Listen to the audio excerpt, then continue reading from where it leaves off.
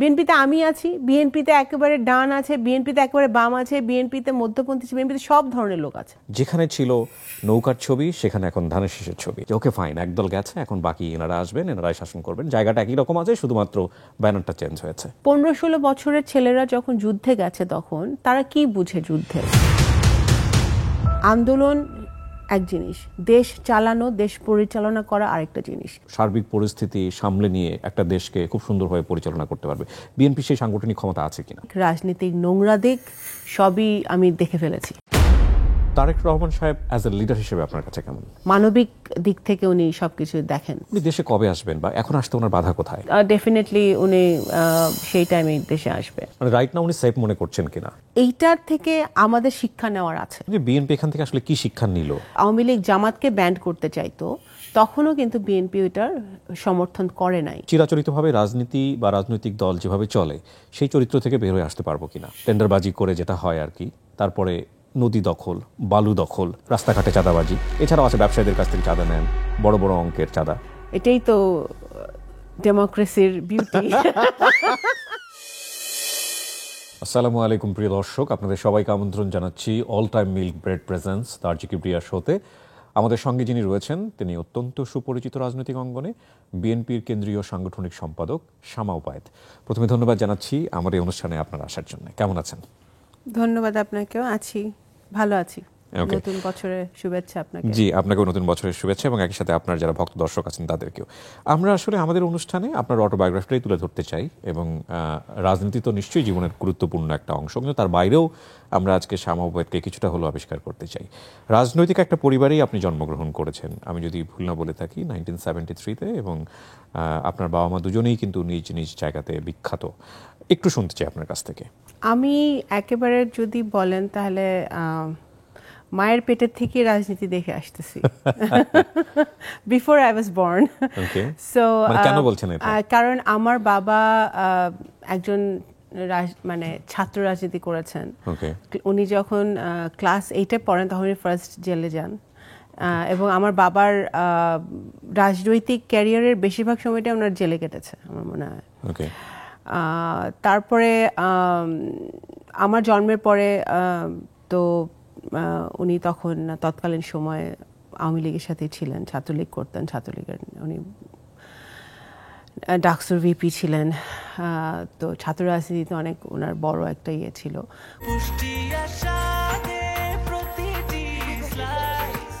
Breakfast, tiffin কিংবা snack টাইমে মজাদার আয়োজন মানে অল টাইম ব্রেড। এনিওয়েজ, তখন তো আব্বার মুক্তিযুদ্ধের অন্যতম সংগঠক ছিলেন। পদ্মার ওই পারে আমাদের বৃহত্তর ফরিদপুরে বিভিন্ন জায়গায় উনি মুক্তিযুদ্ধ সংগঠিত করেছেন। তারপরে পরবর্তীকালে আমি তো তখন অনেক ছোট, তো তখন ছোটকাল থেকেই দেখেছি বাড়ির পরিবেশটা ছিল একেবারেই রাজনৈতিক, মানে সকল দলের লোকজনরাই আসতো।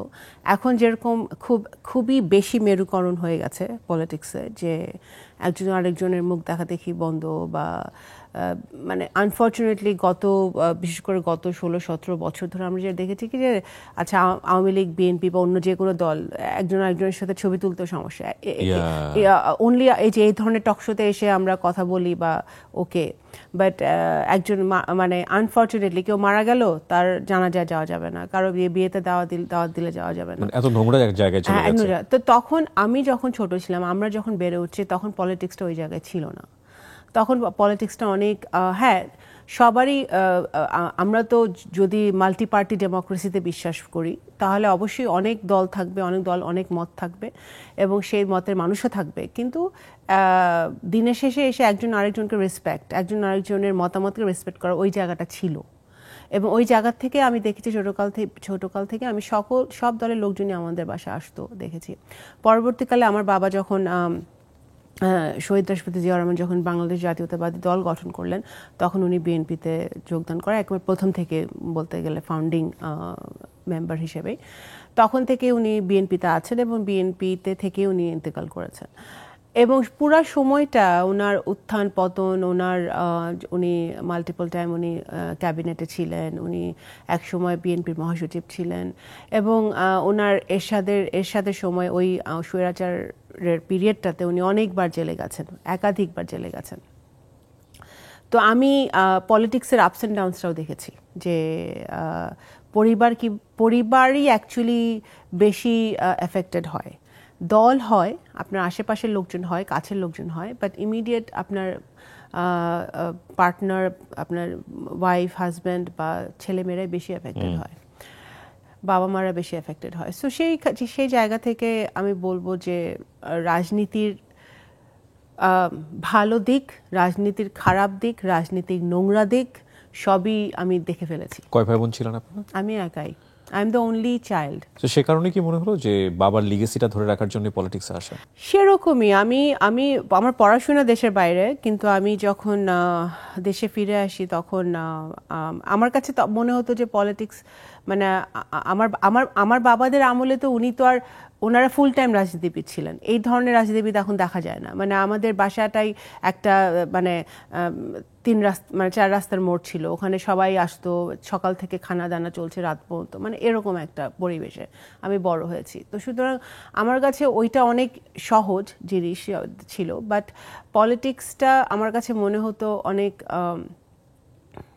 মানে স্পেশালি বাংলাদেশের মতো দেশে এবং এই রিজনের মতো, বাংলাদেশের মতো যেসব আমাদের আশেপাশের দেশগুলো আছে একই অবস্থা, যে নোংরা পলিটিক্স অনেক মানে দেখে মনে হয় যে হ্যাঁ, আমি দেশের জন্য কাজ করতে চাই, সেই জন্য আমি রাজনীতিতে আছি, আমি আমার নির্বাচনের এলাকার মানুষের জন্য কাজ করতে চাই, সেই জন্য আমি রাজনীতিতে আছি।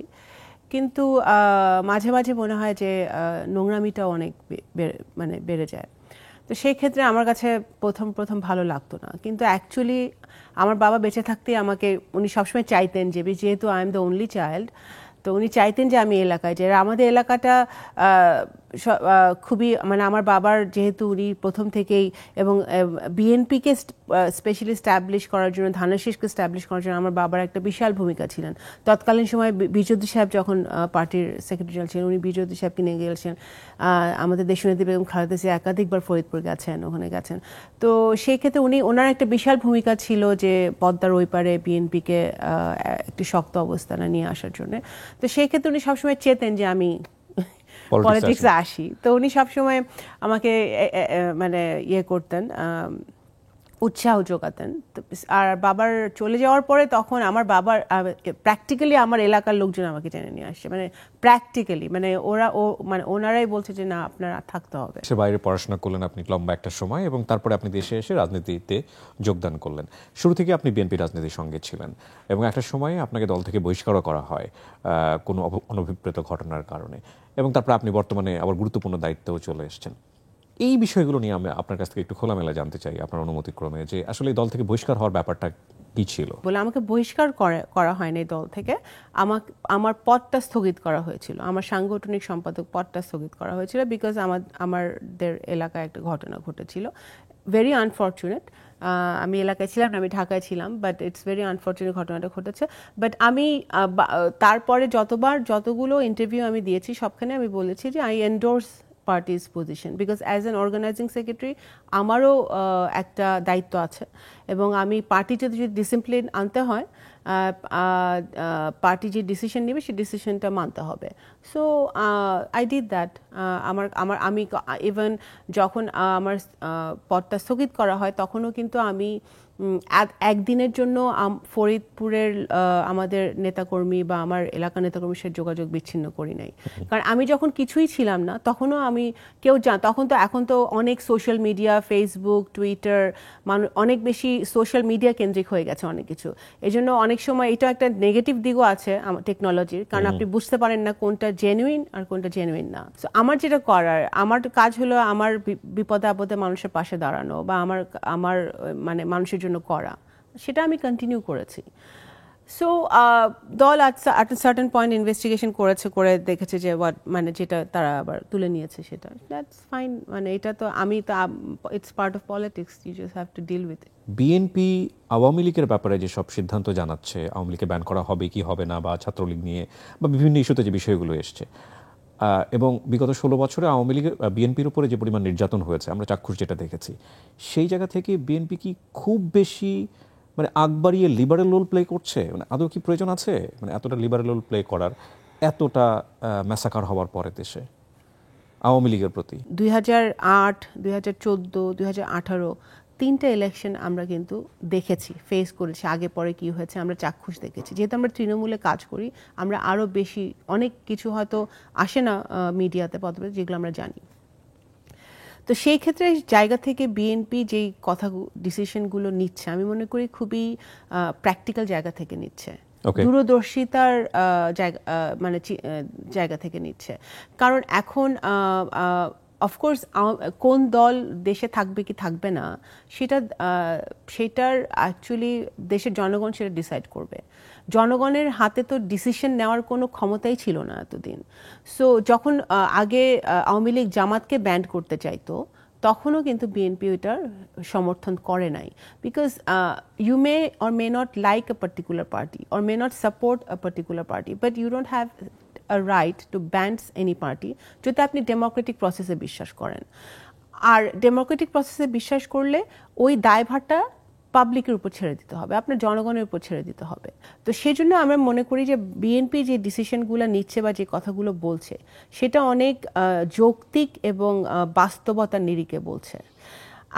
আমি জুলাই আগস্ট মাসে যারা প্রাণ দিয়েছে, জান দিয়েছে এবং যারা বিনা কারণেই মারা গেছে, জাস্ট গুলি করেছে আর মারা গেছে, ছোট ছোট বাচ্চারা মারা, ওদের সবার যারা আত্মাহুতি দিয়েছে সবার জীবনে সবার প্রতি মানে শ্রদ্ধা জানিয়ে আমি বলতে চাই যে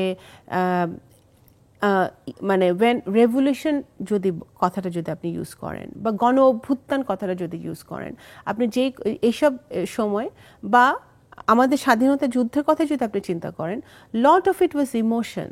15-16 বছরের ছেলেরা যখন যুদ্ধে গেছে তখন তারা কি বুঝে যুদ্ধের, তাই না?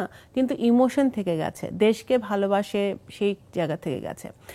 তো এই যে গণতন্ত্র আনতে হবে, একনায়কতন্ত্র বাদ দিতে হবে, ফ্যাসিবাদ বাদ দিতে হবে, কোটা আন্দোলন থেকে শুরু হয়েছিল, সেইখান থেকে এই যে কথা বলতে পারি না, কথা বলতে দিতে হবে, এটার একটা ইমোশন আছে। ইমোশনটা বা একটা রোমান্টিসিজমের জায়গায় মাঝে মাঝে চলে যায়।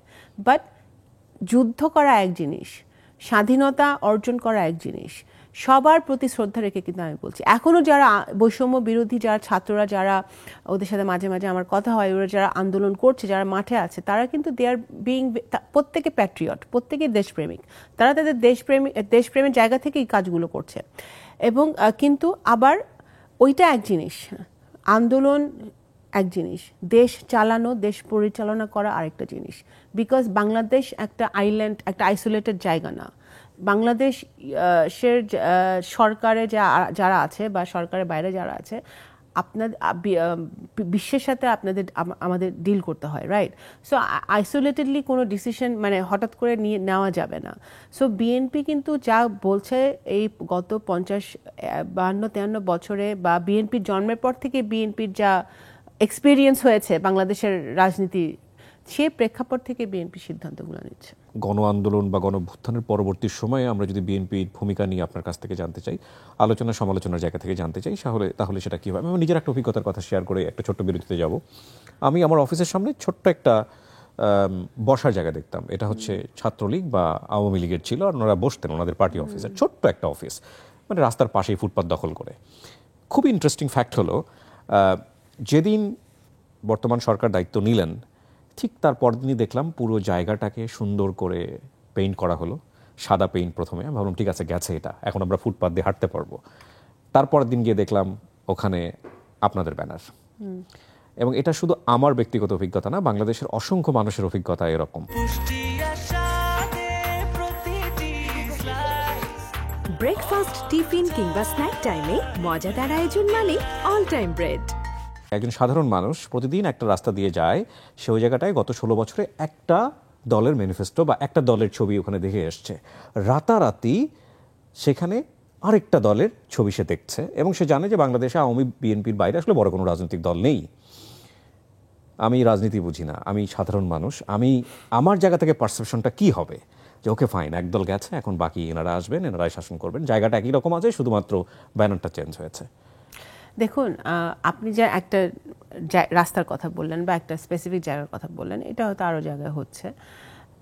আমাদের দল থেকে এটা কিন্তু একটা খুবই ক্লিয়ার একটা মেসেজ দেওয়া হচ্ছে একেবারে উচ্চ পর্যায় থেকে, যে বিএনপি এখন সরকারে নাই, আওয়ামী লীগ গেছে, হাসিনা গেছে, বিএনপি নাই, এখন একটা ইন্টারিম গভর্নমেন্ট আছে। তো বিএনপির এখন খুবই সতর্কতার সাথে পা ফেলতে হবে, এবং এখনও আমরা মনে করি যে সিচুয়েশন স্টেবল না। মানে বিভিন্ন ধরনের ঘটনা থেকে আমাদের কাছে যে সেটা উপলব্ধি হয় যে সিচুয়েশন স্টেবল না, আরও প্রফেসর ইউনূস সাহেবের সরকারকে আরও শক্তভাবে হাল ধরা উচিত।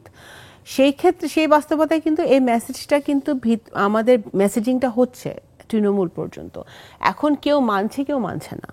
যেমন ধরেন অনেক জায়গায় যেই জায়গায় আমরা খবর পাচ্ছে যে চাঁদাবাজি করছে বিএনপির নামে বা কোনো জায়গায় দখল করতে যাচ্ছে, সেটা কিন্তু খবর পাওয়ার সাথে সাথে এটা ভেরিফাই করার আগে অ্যাকশন যাচ্ছে, ভেরিফাইটা পরে হচ্ছে।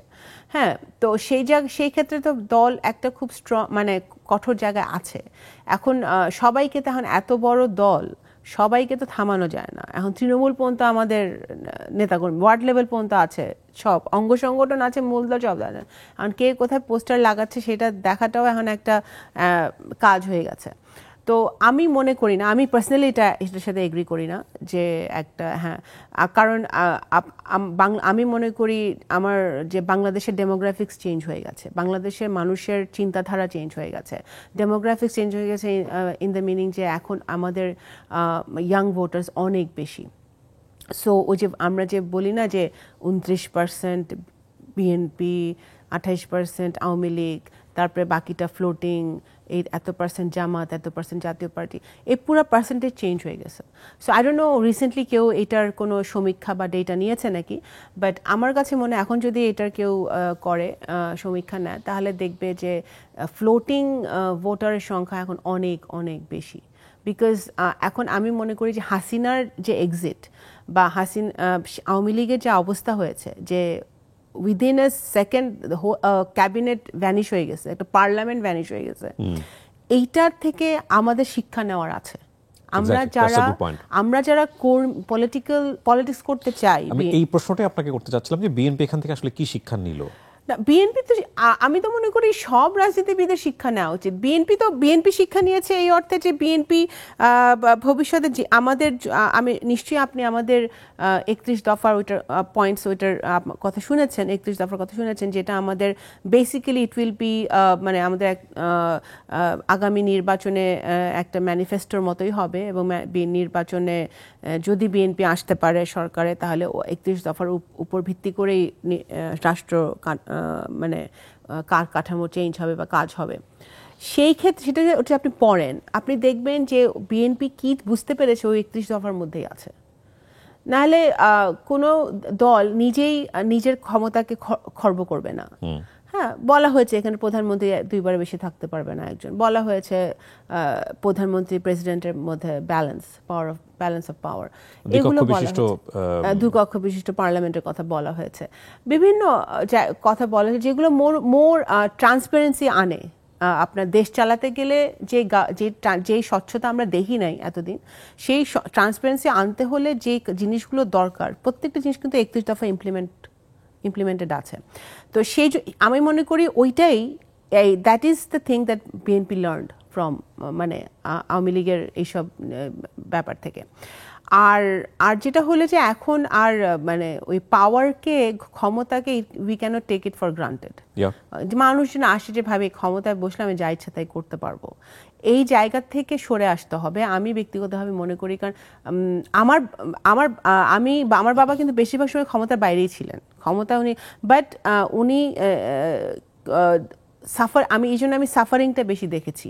আমি বিরোধী দলে থাকলে একজন রাজনৈতিক কর্মী কি মানে কষ্টের মধ্যে দিয়ে যায়, সেটা আমি দেখেছি। তো সুতরাং আমার কাছে মনে হয় যে এখন ওই আগের পলিটিক্স আর বাংলাদেশে করলে চলবে না। এটা যেই দলই হোক, এটা জামাত হোক, বিএনপি হোক, আওয়ামী লীগ হোক, জাতীয় পার্টি হোক, বা যেই দলই হোক, এই আগের পলিটিক্স চলবে না, বিকজ এখনকার জেনারেশন অনেক প্র্যাকটিক্যাল হয়ে গেছে। They want results. Political rhetoric শুনতে শুনতে মানুষ টায়ার্ড হয়ে গেছে। রাইট। আমার মনে হচ্ছিল যে হঠাৎ করে মাথায় আসলো যে আমাদের খুবই রেসপেক্টেড তারেক রহমান সাহেবকে নিয়ে আমি একটু জানতে চাই, যেহেতু আপনি খুব গুরুত্বপূর্ণ একটা পোস্টে আছেন, উনি দেশে কবে আসবেন বা এখন আসতে ওনার বাধা কোথায়? দেখুন, ওনার নামে তো বহু মামলা দিয়েছিল, অনেক এখন হচ্ছে মামলাগুলো আস্তে আস্তে লিগ্যাল প্রসেসে খারিজ হচ্ছে। তো প্রথম কথা, উনি চাচ্ছেন যে ওনার সবগুলা মামলা লিগালি মানে উইথ ডিউ প্রসেসে শেষ হোক। আচ্ছা, উনি চাচ্ছেন না যে একটা অর্ডারে সব মামলাগুলা গায়েব হয়ে যাক, যেটা শেখ হাসিনার হয়েছিল। উনি চাচ্ছে যে ওনার মামলাগুলা যেগুলো লোয়ার কোর্টে আছে বা হাই কোর্টে আছে সেগুলা ডিউ প্রসেসে সব শেষ হবে, এবং উনি ডেফিনেটলি উনি সেই টাইমে দেশে আসবে। না, উনি তো সেটা দেশে এসেও ফেস করতে পারেন, মানে রাইট না উনি সেফ মনে করছেন কিনা সেটা তো উনি বলতে পারবেন, সেটা আমি বলতে পারবো না, বাট উনি হয়তো দেশের বর্তমান সিচুয়েশনটা অবজার্ভ করছেন। কিন্তু আপনি যেটা বললেন একটু আগে যে রাজনীতির ধরন চেঞ্জ হয়ে গেছে, এখন ছেলেমেয়েরা অনেক বেশি প্র্যাকটিক্যাল, যারা দেশ নিয়ে চিন্তা করছে। আমরা কি বড় বড় দুটো রাজনৈতিক দলের পরিবারতন্ত্র থেকে বেরোতে পারবো আগামী 2, 4, 10, 15, 20 বছরের মধ্যে? কি মনে হয় আপনার? দেখেন, পরিবারতন্ত্র এই শুধু বাংলাদেশে নাই, এই রিজনেই আছে, তাই না? আছে, ইভেন আমেরিকাতেও আছে। আপনি যদি বুশ ফ্যামিলি দেখেন, এই এখন ট্রাম্প আসছে, ট্রাম্পের পুরো ফ্যামিলি এখন হোয়াইট হাউস দখল করে থাকবে, বিভিন্ন জায়গায় থাকবে। So it's everywhere, it's not only Bangladesh. But বাংলাদেশের ইতিহাস যদি আপনি দেখেন, এই দুইটা পরিবার played a huge role in the history. আপনি ওই হিস্ট্রি নিয়ে গবেষণা হতে পারে। আমাদের দেশের প্রবলেম হলো যে হিস্টোরিয়ানরা গবেষণা করে না, পলিটিশিয়ানরা গবেষণা করে, যেটা ওদের কাজ না। তো এখন ইতিহাসবিদরা যদি মানে বাংলাদেশের ইতিহাস গবেষণা করে, আপনি 65 থেকেও যদি শুরু করেন, বাকি আগেরটা বাদই দেন এখন পর্যন্ত, তাহলে আপনি দেখবেন যে বাংলাদেশ জাতীয়তাবাদী দল এবং আওয়ামী লীগ যা ছিল আগে, এই দুটো দল প্লেড মেজর রোল প্র্যাকটিক্যালি, এটাই বাস্তবতা। আরও ছোট লেফট দল ছিল অনেক, এখনও আছে, তারা ভালো কাজ করার চেষ্টাও করছে, দেশের জন্য কাজ করছে, বাট ইন রিয়ালিটি এই দলগুলোর একেবারে আপনার ওয়ার্ড লেভেল পর্যন্ত লোক আছে, কমিটি আছে, এটা হয়ে গেছে। Election is a big thing, যেহেতু এই দুইটা বড় দল ইলেকশন করেছে সবসময়। মার্কা একটা বিশাল ব্যাপার, আমাদের দেশে মার্কা বিশাল ব্যাপার। ধানের শীষ পাইলেই হইলো, মনে হয় অলরেডি জিতে গেছে, এলাকার সাথে যোগাযোগ নাই ধরেন কিছুই, বাট ধানের শীষটা পাওয়া মানে সে জিতে গেছে, এমপি অলরেডি হয়ে গেছে। তো এখন এগুলারও কিন্তু চেঞ্জ আমি মনে করি অ্যাজ এ মানে not as a political worker, but আমি মনে করি এদেশের সিটিজেন হিসেবে আমি মনে করি এগুলারও আস্তে আস্তে চেঞ্জ হবে। কারণ যখন আপনার ক্যান্ডিডেট ইম্পর্টেন্ট হবে, যখন মানুষ ক্যান্ডিডেটকে বিচার করবে যে হাউ ইজ দ্য পারসন, তখন কিন্তু মার্কা অতটা ইম্পর্টেন্ট হবে না। এবং যখন মার্কা ইম্পর্টেন্ট হবে না, তখন পরিবারও ম্যাটার করবে না। ইট ডাজন্ট ম্যাটার আপনি পরিবার। আর আমি খুবই জোর গলায় বলতে চাই, যেহেতু আমাকেও অনেক সময় এই কোয়েশ্চেন ফেস করতে হয় যে আমিও পরিবারতন্ত্রের একটা মানে উদাহরণ, কিন্তু আমি বলতে চাই যে হ্যাঁ, হয়তো প্রথম 2-3 বছর ছিলাম, বাট আই হ্যাড টু মানে আমার নিজের যোগ্যতা আমার প্রমাণ করতে হয়েছে দলে টিকে থাকতে হলে, আমার নিজের যোগ্যতা আমার প্রমাণ করতে হয়েছে। তো সুতরাং আমি মনে করি যারা যোগ্য না বা যাদের এই রাজনীতি করার যোগ্যতা নাই বা কাজ করার মানে যোগ্যতা নাই, তারা কিন্তু কালের মানে প্রবাহে ঝরে পড়ে অটোমেটিক। তারা পরিবার থেকে, একটা বড় পরিবার থেকে আসলেও ঝরে পড়ে। বাট যাদের নিজেদের যোগ্যতা আছে, তারা নিজেদের যোগ্যতা দিয়ে কন্টিনিউ করে। আপনার পরিচয় হয়তো আপনার বাবার পরিচয় বা মার পরিচয় বা দাদার পরিচয় কিছু দূর পর্যন্ত হয়তো আগিয়ে দেয় মানুষকে, but you have to make your own place. আমি যদি ভুল না বলে থাকি, আর ব্যবসা বাণিজ্য আছে না আপনার, সেটা নিয়ে তো কেউ কথা বলে না। প্রত্যেকটা আপনি হাউসে দেখেন, প্রত্যেকটা সেক্টরে তো বাবার ব্যবসা ছেলে বা মেয়ে সামলাচ্ছে, তখন তো কেউ বলে না পরিবারতন্ত্র। আপনার মা একটা রাজনৈতিক দল করেছিলেন আমি যদি ভুল না করে থাকি, আপনি সেটার তো হাল ধরতে পারতেন বা সেখানেও তো নিজেকে নিযুক্ত করতে পারতেন, মানে সেখানে আবার কোনো ধরনের বিরোধ তৈরি হলো কিনা মা মেয়ের? আমার মা আমি জানি না, আমার মা তো উনি ঢাকা বোর্ডের চেয়ারম্যান ছিলেন, এডুকেশন বোর্ডের, তারপর উনি রিটায়ার করলেন, তারপর উনি একটি রাজনৈতিক দল করলেন, হয়তো ওনার ইচ্ছা হয়েছে করতে, তখন এই জন্য মনে হয়েছে ওনার তখন ওই দেশের যখন যে প্রেক্ষাপটে ওনার মনে হয়েছে প্রয়োজনীয়তা মনে করেছে উনি দল করার। বাট তখন আমি অলরেডি বিএনপিতে একটা স্ট্যাবলিশড জায়গায় আছি। হ্যাঁ, তো আমি তো অন্য দল করার তো আমার দরকার নাই। আর আমার মা দল করেছে, আমি বিএনপিতে পদ পাওয়ার পরে, সো এইটা তো আর যেহেতু তার মানে আমরা তো ক্লিয়ার যে আপনার মা রাজনীতি করার ইচ্ছা ছিল, ছিল, এখন মনে হয় অতটা নাই আর, বাট একসময় উনি চেয়েছিলেন করতে, হয়তো তো সামহাও উনি বিএনপি রাজনীতি করতে পারতেন, উনি সামহাও করেননি। এটাই তো ডেমোক্রেসির বিউটি। আমরা সকল বিউটিকেই প্রশ্ন করতে চাই। দল করবে, হ্যাঁ definitely she can absolutely she can. So ওই দলের এখন কি অবস্থা? ওইটা ওনাকে জিজ্ঞেস করেন, আমার মনে হয় ওই দল আমি জানি না আছে নাকি, বলতে পারি না। ওকে, আপনি খুব চমৎকার একটা বিষয় বলেছেন একটু আগে, যে রাজনীতিবিদদের মাঠে ঘাটে কাজ করতে হয়, এবং ডেফিনেটলি আপনাকে আমরা টক শোতে পাই, এবং একই সাথে আপনি মাঠেও এবং প্রচুর ফিল্ড লেভেলে পলিটিক্স করেন। এটা নিয়ে বোধহয় আপনার রুমিন ফারহানাকে নিয়ে বোধহয় একটা ঝামেলা বা একটা কথাবার্তা হয়েছিল কোনো একটা জায়গাতে, বোধহয় টক শো কেন্দ্রিক। দুজনই আপনারা খুবই সরব, আমরা যতদূর জানি মিডিয়াতে। আপনি তাকে নিয়ে একটা মন্তব্য করেছিলেন বোধহয়। ঝামেলা নাই, মানে আমি ঝামেলা থেকে যত দূরে থাকতে পারি। আই এম দ্য মোস্ট, মানে বলে না, মানে কিউরিয়াসিটি থাকে না মানুষের, আমার হলো এমন একটা মানুষ যে আমার কারো ব্যাপারে কোনো কিউরিয়াসিটি নেই। সো রুমিন ফারহানাকে আপনি কিভাবে দেখেন রাজনীতিবিদ হিসেবে? ভালো, I know her very well, she comes from a political background, সে বিএনপির জন্য ভালো কাজ করেছে, সো ভালো কাজ কন্টিনিউ করছে, দ্যাট ইজ গুড। আমি শুনুন, আপনি যদি বিএনপি যে কাউকে জিজ্ঞেস করবেন, আপনি জানবেন যে আমি পার্সোনালি সবসময় মেয়েদেরকে প্রমোট করি বিএনপিতে, এবং ইভেন এনি প্লেস, এবং কেউ যদি আমার কাছে আসে, I try to help them কোথায়। সো আমি সবসময় মনে করি যে আরও অনেক নারীরা পলিটিক্সে আসা উচিত, এবং ভালো, মানে এডুকেটেড নারীরা যত বেশি পলিটিক্সে আসবে, পলিটিক্স তত ক্লিন হবে, তত ভালো হবে, and it's needed.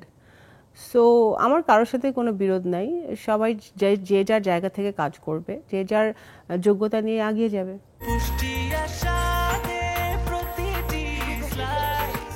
Breakfast, tiffin কিংবা স্ন্যাক টাইমে মজাদার আয়োজন মানে অল টাইম ব্রেড।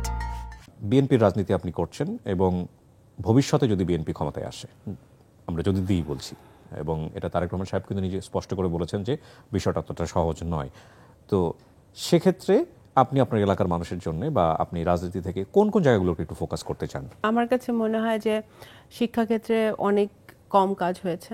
যেমন আমরা তো পাশ করছি, ভুড়ি ভুড়ি মাস্টার্স পাস হয়ে বের হচ্ছে প্রতি বছর। মাস্টার্সের কোয়ালিটিটা তো, কোয়ান্টিটি অনেক আছে, বাট কোয়ালিটির দিক হিসাব করলে মনে হয় খুবই লো নাম্বার দিতে হবে। সেই ক্ষেত্রে সেই জন্য আমার মনে হয় এডুকেশন একটা ব্রড জায়গা, সেখানে আমি যারা পিছিয়ে পড়া জনগোষ্ঠী তারা যাতে শিক্ষার সুযোগটা পায়, সম সুযোগটা পায়, সেই হিসেবে সেই দিকে আমি মনোনিবেশ করতে চাই। তারপরে ইন্ডাস্ট্রিয়ালাইজেশন আরও বেশি হওয়া উচিত। আমাদের সবাই ঢাকামুখী, আমার এলাকাও দেখি সবাই ঢাকায় আসতেছে চাকরির জন্য। সো বিভিন্ন ডিস্ট্রিক্টে বা আমার কনস্টিটুয়েন্সিতে বা যেসব, মানে যত বেশি মানে কর্মসংস্থানের জায়গা ক্রিয়েট করা যায় লোকালি, তাহলে সবার ঢাকায় ছুটতে হবে না। ঢাকা এমনিতেই তো একটা কনজাস্টেড, নিজেরই অনেক সমস্যা আছে ঢাকার ক্যাপিটালের, তো সেই জায়গাগুলোতে আমি কাজ করতে চাই। আমি নারীদেরকে নিয়ে কাজ করতেই চাই অবশ্যই, সবসময় আমি এটা আই অলওয়েজ ওয়ার্ক, অ্যান্ড আমি এমনিতেই অনেক, মানে কিছু কিছু সোশ্যাল ওয়ার্ক আমি করি, চেষ্টা করি করতে, সো ওগুলো আরও বেশি জোর দিয়ে করার আছে।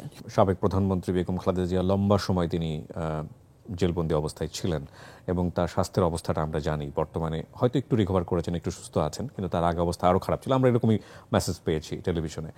তো সেই জায়গাটা থেকে আপনাদের তার সঙ্গে কমিউনিকেশন কেমন, তারেক জিয়ার সঙ্গে আপনাদের কমিউনিকেশনগুলো কেমন এখন? এখন যেহেতু আমাদের ভারপ্রাপ্ত চেয়ারম্যান তারেক রহমান সাহেব উনি দায়িত্বে আছেন, অবশ্যই ওনার সাথে তো আমাদের কমিউনিকেশন বেশি হয়, আমাদের বিভিন্ন কাজে, সাংগঠনিক কাজে, বিভিন্ন কাজে ওনার সাথে আমাদের কমিউনিকেশনটা বেশি হয়।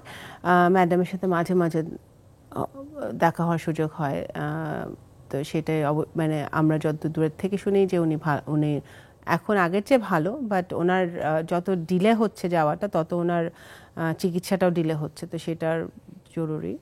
বাট ওনার সাথে মানে অত তো দেখা হয় না এই মুহূর্তে। বাট হ্যাঁ, আমাদের অ্যাক্টিং চেয়ারম্যান সাহেবের সাথে আমাদের বেশি যোগাযোগ অবশ্যই কাজের কারণে হয়। কি মনে হয় এই মুহূর্তে আমাদের সবচেয়ে বড় ক্রাইসিসটা কি পলিটিক্সে? এই মুহূর্তে ক্রাইসিসটা হচ্ছে আমাদের কোনো যারা আমরা কথা মানে BNP has been very clear প্রথম থেকে কি চাই। আমরা শেখ হাসিনার পতন চাই, আমরা একটা সুষ্ঠু নির্বাচন চাই, একটা ডেমোক্রেটিক প্রসেস দেশে ফিরে আসুক। বিএনপি ক্ষমতায় আসবে না কে ক্ষমতায় আসবে, যে জনগণ যাকে ভোট দিবে সে আসবে, এটা কোনো ব্যাপার না। কিন্তু ওই জায়গায় কিন্তু আমরা অটল আছি। এখন অনেক ফ্যাক্টরস মাঠে চলে আসছে, অনেক লোকজন অনেক কিছু চাচ্ছে। তারা কি চাচ্ছে এটা তারা জানে নাকি তারা কি চাচ্ছে, এটাই একটা ক্রাইসিস আমার কাছে মনে হয়। হ্যাঁ, সো বাংলাদেশের প্রথম ক্রাইসিস হচ্ছে বাংলাদেশের ইকোনমি। আমি এখানে যদি একটা প্রশ্ন করি আপনাকে, যে বিগত 16 বছরে যে ধরনের ধরপাকড়, যে ধরনের ধকলের উপর দিয়ে বিএনপি গেছে, সেখানে বিএনপির আমি পজিটিভ জায়গাটা বলবো যে বিএনপি এত কিছুর পরেও টিকে আছে এবং বিএনপি মানুষের জন্য কথা বলছে, রাজনীতি করার চেষ্টা করছে। কিন্তু এই অবস্থায় বিএনপি যদি ক্ষমতায় আসে, মানে বিএনপি দলীয়ভাবে অতটা স্ট্রং কিনা যে দেশের সার্বিক পরিস্থিতি সামলে নিয়ে একটা দেশকে খুব সুন্দরভাবে পরিচালনা করতে পারবে, বিএনপি সেই সাংগঠনিক ক্ষমতা আছে কিনা? অবশ্যই আছে। আপনি দেখেন অলমোস্ট 2 দিন কিন্তু আমাদের দেশে কোনো সরকার ছিল না 5 তারিখের পরে, রাইট? তারপরে বিভিন্ন ধরনের র্যান্ডম কিছু ঘটনা ঘটেছে, যেটা বিদেশি মিডিয়া আরও বেশি কালার দিয়ে এটা ফোকাস করার চেষ্টা করেছে। বিএনপি এটা কিন্তু কখনো বিএনপিকে কেউ ক্রেডিট দেয় না যে বিএনপি সারা দেশে, যেমন তারেক রহমান সাহেব কিন্তু স্ট্রং মেসেজ একটা দিয়েছে এবং বিএনপি সারা দেশে কিন্তু এই যে দুর্গাপূজা বলেন, বিভিন্ন সময় বলেন, পাহারা দিয়েছে, পূজা মণ্ডপ পাহারা দিয়েছে, মহল্লা পাহারা দিয়েছে, যাতে কোনো রকম কোনো গোলযোগ বা কোনো কেউই কোনো কিছু করতে না পারে। সেটা সব শ্রেণীর মানুষই করেছে। হ্যাঁ করেছে, বাট বিএনপি নোয়িংলি করেছে। কারণ এখানে যদি 15 বছর ধরে একটা শাসন চলছিল, সেখানে হঠাৎ করে খালি মাঠ, সেখানে বাংলাদেশ জাতীয়তাবাদী দল কিন্তু অনেক বেশি রেসপন্সিবল একটা দলের পরিচয় দিয়েছে, যে যেখান থেকে যে তারা আরো অনেক মানে এটা যেটা বলে যে রিভেঞ্জ নেওয়া, খুন খারাপি হয়, এগুলো কিন্তু আমি বলবো যে বলতে গেলে কিছুই হয় নাই। বরঞ্চ বিএনপি অনেক বেশি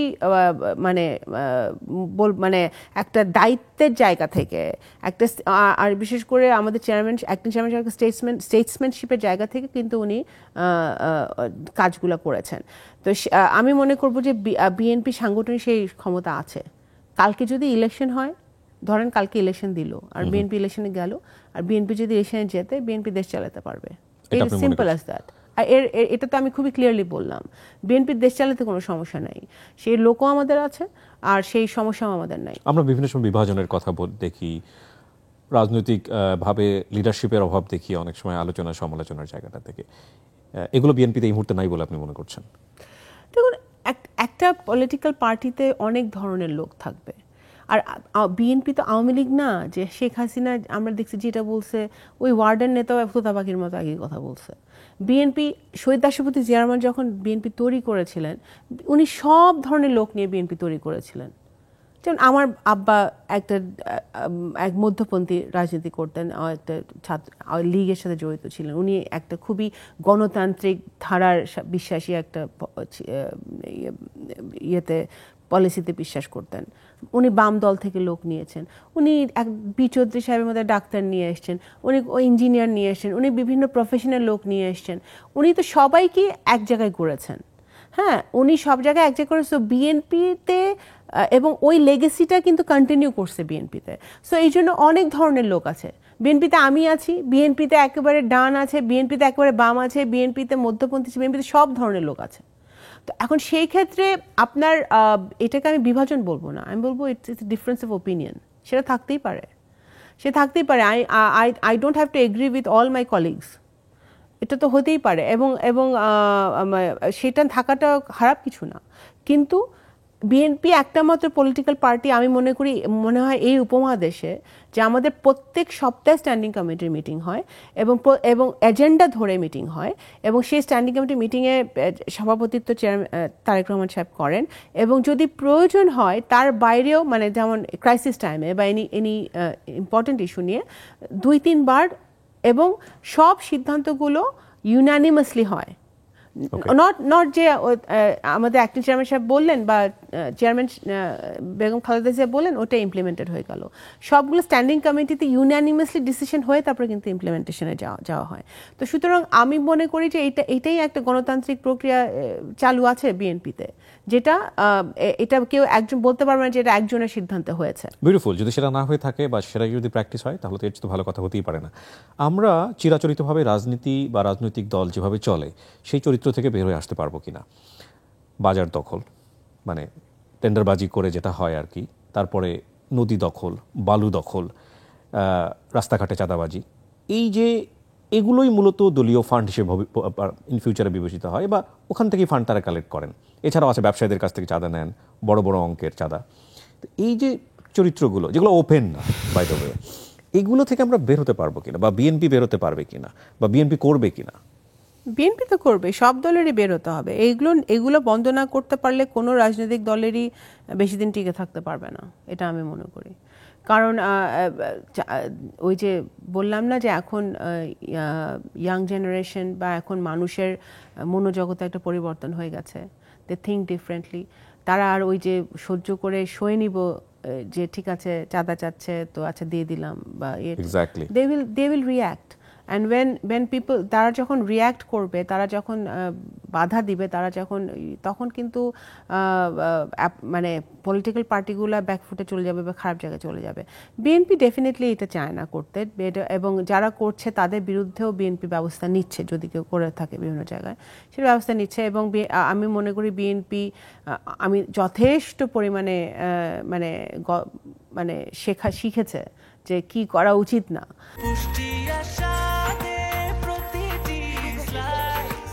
ব্রেকফাস্ট, টিফিন কিংবা স্ন্যাক টাইমে মজাদার আয়োজন মানে অল টাইম ব্রেড। পরিবারের কথা শুনতে চাই। কাজের শেষে যখন নিজের পরিবারে ফেরা হয়, ওটা তো নিশ্চয়ই একটা পিসফুল জায়গা। কে কে আছেন পরিবারে এবং সবকিছু মিলে কেমন সময় কাটে? আমার পরিবার অনেক ছোট, আমার এক ছেলে মেয়ে, এক ছেলে এক মেয়ে, আর এইটাই। আর ওরা এখন পড়াশোনা করছে বিদেশে, তো এখন এসছে রিসেন্টলি, এখন দেশে আছে। তো আর আমার এক্সটেন্ডেড ফ্যামিলি তো অনেক বড়, বাট আমার ইমিডিয়েট ফ্যামিলি জাস্ট এই ছোট ফ্যামিলি। আমার ছেলে মেয়ে যদিও পলিটিক্সে তারা আমার কনসিয়াস, তারা but not interested at all. So তারা তাদের পড়াশোনা নিয়ে ব্যস্ত আর কি। আমরা অনুষ্ঠানের একেবারে শেষের দিকে চলে এসেছি। আমি আমার গেস্টকে খুব বেশি কমফোর্ট দিতে চাই, এবং সেটা খুব কনসিয়াসলি চেষ্টা করেছি। এবং তারপরেও আপনি যদি মনে হয় যে কোনো বিষয় আমি কভার করতে পারিনি, ইউ ক্যান সে দ্যাট। যদি আমার মনে হয় যে বিষয়টা আপনার দর্শক জানে না, আজ পর্যন্ত কোথাও বলেননি। আমি আসলে, আপনি সবই কভার করেছেন। আমার নিজের ব্যাপারে তো ওরকমভাবে আমি কিছু অ্যাজ আই সেড, আমি ওরকম বলতেও চাই না, আমি ঢাকঢোল পেটাতেও পারি না। বাট আমি খুবই সিম্পলিসিটিতে বিশ্বাস করি। আর আমি বিশ্বাস করি যে মানে লোক দেখানো কাজ আমার খুবই অপছন্দ, মানে এটা ছোটকাল থেকেই। আমার বাবাও করতেন না, আমার মাও খুবই স্ট্রিক্ট মহিলা, মানে since she is a teacher, so she was always been very strict. So আমি লোক দেখানো কাজে পছন্দ করি না, এই জন্য হয়তো অনেক জায়গায় আমি নিজেকে মনে হয় মানুষ ভাবে যে আমি পিছিয়ে আছি, but I don't mind, I don't care. I want to live my life on my own terms. And আমি যেটা দলের জন্য করি, দেশের জন্য করি, সেটা আমি ডেডিকেটেডলি করি, মানে আমি পরিষ্কার। তো সেজন্য ওই জায়গা থেকে আমার একটা আত্মতৃপ্তি আছে। আর আরেকটা হচ্ছে যে আমি ভবিষ্যতে আমি ইউথদেরকে নিয়ে কাজ করতে চাই, যেটা আমি অলরেডি মানে কাজ একটা শুরু আমার মাথায় আছে, যে এই দেশের এই দেশে ইউথ কি চায়, কি মানে একটা নতুন ধারার বাংলাদেশ তো তারা দেখতে চায়, Definitely. একটা নতুন জায়গায় তারা যেতে চায়। সেই জায়গাটা থেকে মানে খুবই রাজনীতির সাথে একেবারে জড়িত না, মানে জাস্ট সোশ্যাল ইস্যুস নিয়ে ইউথ কীভাবে ভাবছে, কি চিন্তা করছে, কিভাবে ওই সব ব্যাপার নিয়ে কিছু আমার কাজ করার ইচ্ছা আছে ভবিষ্যতে। লাস্ট কোয়েশ্চেন, এটা দিয়ে আমরা অনুষ্ঠানটা শেষ করব। তারেক রহমান সাহেব অ্যাজ এ লিডার হিসেবে আপনার কাছে কেমন? হি ইজ এ স্টেটসম্যান আমার কাছে মনে হয়। উনি খুবই ভালো অর্গানাইজেশন বোঝেন। এটা 2001 সালেও আমরা দেখেছি, উনি একের নির্বাচনের আগে অনেক কাজ করেছেন দলের ভেতরে। আমার কাছে মনে হয় উনি খুবই পার্টিকুলার, সব কিছুতেই details, he goes into details, সেটা সব লিডাররা যায় না। সো যে কোনো জিনিসে he goes into details, he is very particular, he is very humane. আমার কাছে মনে হয় যে কোনো সমস্যা ওনাকে বললে উনি খুব মানবিক দিক থেকে উনি সব কিছু দেখার চেষ্টা করেন। So that is thing. আর ওনার মধ্যে একটা স্টেটসম্যানশিপ আছে, যেটা আমি অ্যাডমায়ার করি।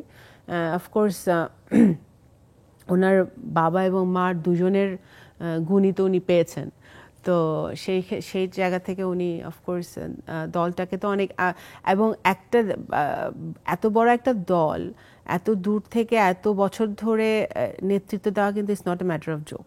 মানে আমার কাছে মনে হয় অনেক আমার কঠিন মনে হয়। একে তো টাইম ডিফারেন্স একটা ব্যাপার আছেই, তারপরে কন্টিনিউয়াসলি সব কিছু খেয়াল রাখা, কোথায় কি হচ্ছে, কোন সংগঠনে কি হচ্ছে, কোথায় কি করছে, এবং সবার ফোনের উত্তর দেওয়া, সবার মেসেজ দেখা, এই প্রত্যেকটা প্রবলেম মানে সলভ করার জন্য মানে মাইনিউটলি ডিটেইলিংয়ে যাওয়া, এগুলা উনি রেগুলারলি করছেন, এভরিডে 24/7 করছেন। So of course he is a good leader, he is a Statesman. So I think a country deserves a person like him. আপনার জন্য শুভকামনা থাকছে। বিএনপি ভবিষ্যতে রাজনীতিতে ভালো করবে কি করবে না সেটা বিএনপি সিদ্ধান্ত এবং জনগণের সিদ্ধান্ত ডেফিনেটলি। তবে আমরা চাই সাধারণ মানুষ হিসেবে এমন একটি দল ক্ষমতায় আসুক যেখানে আমরা মন খুলে কথা বলতে পারি, যেখানে আমরা আমাদের লিডারদেরকে নিয়ে সমালোচনা করতে পারবো, আমাদের লিডারদের চোখে আঙ্গুল দিয়ে ভুল ধরিয়ে দিতে পারবো, এবং আমাদের লিডাররা সেটাকে খুব সৎ সাহস নিয়ে অ্যাকসেপ্ট করবেন। এরকম একটা বাংলাদেশের প্রত্যাশা আমরা শেষ করছি। অনেক ধন্যবাদ দর্শক। এই ছিল আমাদের আজকের তার জিকিব্রিয়া শো। যারা তখন আমাদের সঙ্গে ছিলেন তাদেরকে ধন্যবাদ জানিয়ে আজকের মতো এই পর্যন্তই। আসসালামু আলাইকুম।